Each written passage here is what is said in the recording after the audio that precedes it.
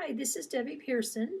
Today we're going to talk about Evernote, which is a note-taking application which actually does more than just take notes or basic notes. As you can see here on their website, they claim to help you remember everything. They can help you capture anything. They help you save your ideas, the things you like, things you hear, things you see, which means that you can capture audio and video. You can capture handwritten text. You can capture voice. You can access it anywhere, which means it works with nearly every computer, with your phones, your mobile devices, and now, of course, on the web. And you can help find things fast. So you can search by keywords, you can search by tags, you can even search inside text and images. So we're going to go ahead and sign in. If you have an account already, if not, we want to have you create one. The website is Evernote.com, and up in the right hand side it says create account. Click on that. You can enter your email address, your username, and your password. I already have an account, so I'm going to go ahead and click sign in. What I found funny is I was doing this class, we were creating all these accounts, and I kept all of my passwords that I was creating for all of the sites we were visiting inside Evernote. So this is what we call the Evernote web. So I have my notes on site or inside the web application, so I access it on web. But as we mentioned before, it works across computers and mobile phones. So I was able to download Evernote to my computer, whether it be a PC or a Mac, or a mobile phone, whether it be a iPhone or another type of device, a BlackBerry or something like that.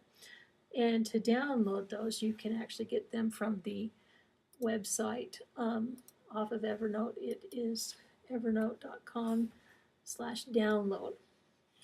And you can see over here it works for a variety of devices. You can get Evernote for mobile devices. Android was what I was trying to think of. And for computers. I've downloaded one to my Mac here. You can see it's down in my toolbar down here. If you click on Evernote, it actually opens the Mac version here. And I have Evernote here. I can make changes on this notebook and it will change in this notebook. So they sync up. The same thing as if I make changes on my iPhone, it will make changes in both these other places too. So I'm going to keep both of them open, but I'm going to minimize this one because I want to be able to show you how they sync up. So I'm going to minimize the desktop one, and we'll work in the web one for a minute. All right, so let me talk to you a little bit about what you're looking at. You can see on the left I've got notebooks. I've got several notebooks here. I've got listed all notes, and then I've got notebooks broken down into different subjects. And I work with mostly school and work. So you can see I've got things related to work, Blackboard and Canvas. Then I've got CEU stuff. Then I've got some school stuff. Okay, and that's how I keep things. I don't keep anything outside of work and school on this usually, but I haven't broken down into there. Right now I'm in a notebook called Evernote Workshop, which I created for this demonstration. And then once I'm inside that notebook, you'll see my notes here. And then if I want to click on any of these, it shows the note itself here. So let's see. Each of these, they seem to be something I've clipped and added. So I was trying to demonstrate something, but let me go ahead and demonstrate how you would just simply add a note. All right, to add a note, you're going to click on New Note, which, by the way, is similar across the platforms, whether you're on PC or web or on a mobile device. You're going to click on New Note. You're going to give the note a title. We're going to call this the Evernote assignment. I can type right. Demonstration. You're going to select a notebook. You're probably just going to have your username there if you're just using the account for the first time. I'm going to select the workshop. You can set a URL if you have an address that it's related to. I've got details showing, so if you don't have them, you can hide them. But you could add a tag here or a location, which is I think a GPS thing. Let's see. Latitude and longitude, which I have no idea what are, so I'm going to cancel that.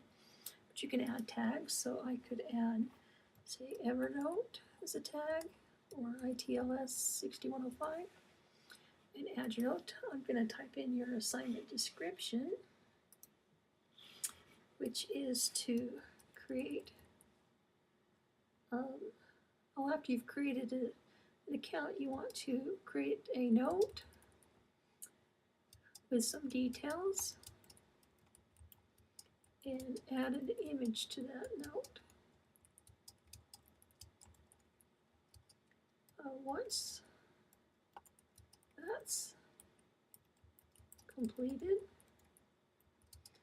email the link to your instructor.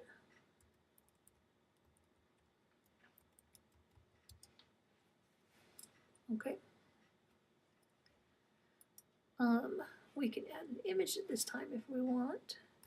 Generally, you can drag and drop an image to the workspace here, but I've been having trouble with that today, so I'm going ahead and actually attach an image here. So you can try dragging and dropping a file. For example, I could drag this wimpy over here and drag it right here, but I'm going to attach it right here. I'm going to browse through the file, which happens to be on my desktop, and click on wimpy here. Open that up and attach it. I can size it usually, but it doesn't look like it wants to let me do that. And I am going to go ahead and click out of that to save it. Make sure if I click back in it shows it, so it does. So that's my assignment. So far I have added the note, I've added the details with it, I've added an image. Now I need to share it with the instructor, share the link with the instructor. If I go up here underneath send or share, I click on that, I can share it via Facebook, Twitter, email, or link. Now if I click on email, it brings up this odd thing where I can send it right from the interface. We've been asked not to do that, so what I want to do is actually gather the link. So I'm going to copy the link. Here's the link itself. I'm going to copy it to the clipboard. Close that out. And it's that URL that I'm going to send to Mark Salter.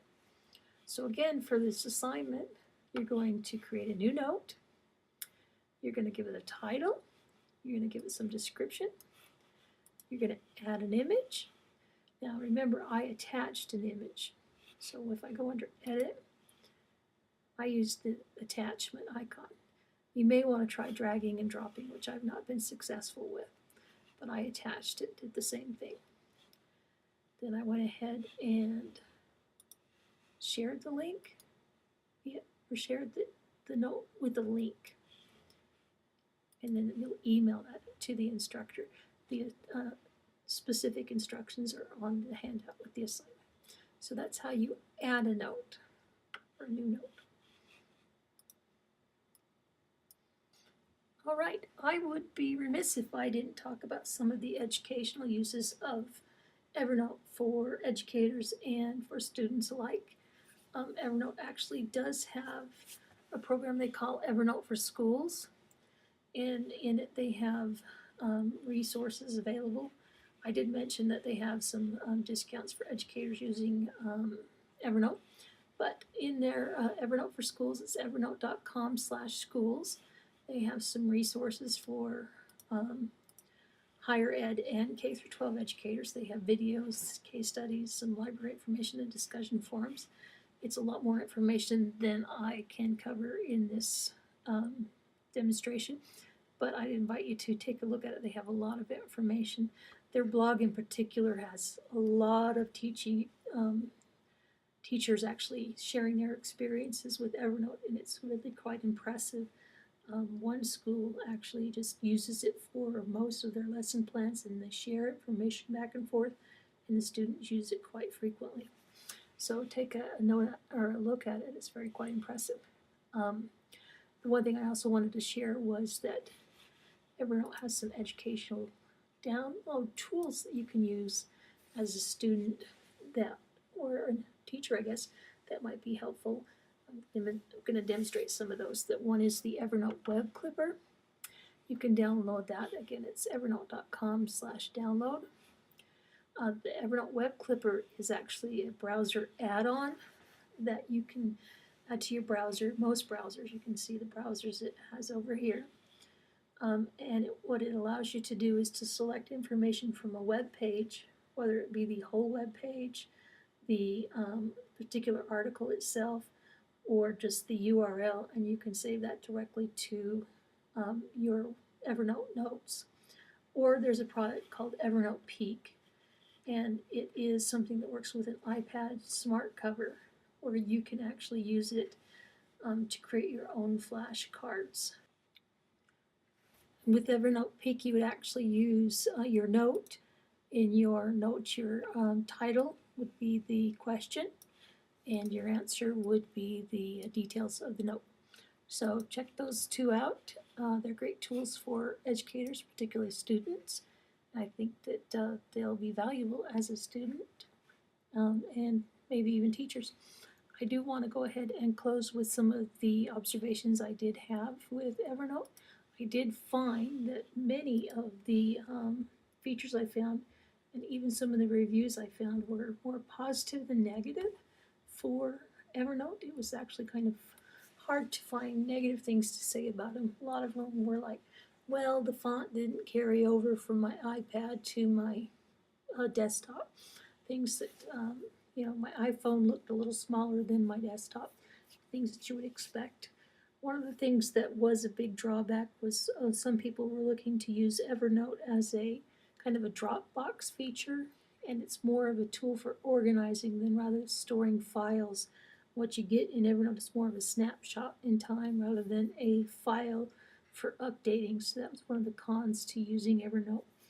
And one thing I did find was, as I was looking at some of the downloads for Evernote, if you go back to the Evernote download page, is I thought they were starting to be saturating the market. Things like Sketch, they want to be able to sketch everything. When I got into this Evernote Food and Evernote Hello, it seemed to me like they wanted to be in every part of my life, and I kind of felt like maybe they were saturating the market a little too much. Maybe that's just me. That's kind of how I felt. Some of the good things: it's free. You get 40 megabytes of storage. I think it's one of those things that if you just share with people and sign up more people, you get more space. The syncing between the two programs, or three programs, between web, a mobile device, and your computer, you can't beat. You can embed images, and they're searchable. So for example, this little wimpy here, I can search for all of those words in here and find them. Your notes, you can make them video, you can make them audio, you can make them pictures. That's something that I can't find in some of the other note programs, and I really like that. And you can clip and save from browsers now, and that was something I wasn't aware of before I started this assignment. So I'm really pleased with Evernote, and I can't find anything that I would change. Some of these things I would go back and reorganize. One thing that I did like when I first started using Evernote as a distance student, I had Dr. Merrill's class, and he had once a week we would meet online. He would broadcast over Wimba, and he would broadcast his PowerPoints. As a quick screenshot, in fact I might even have them here. Doesn't look like it. I'd take a screenshot of his PowerPoints, dump them right into the window. I never had to write down anything he said. I just could write down my own notes and not worry about capturing his PowerPoints verbatim. A really, really valuable tool for me. You can see some of these things I've used in other classes. Things for the program I've saved. Different things for school. Different things for contact information. Who to contact for the program. Valuable information. One of the biggest pages I have, and I won't show it, is my name and passwords for everywhere and everybody. I keep them all here so I can pull them up whenever I need them. It's a valuable tool. I'd suggest that you try it out and see if you like it.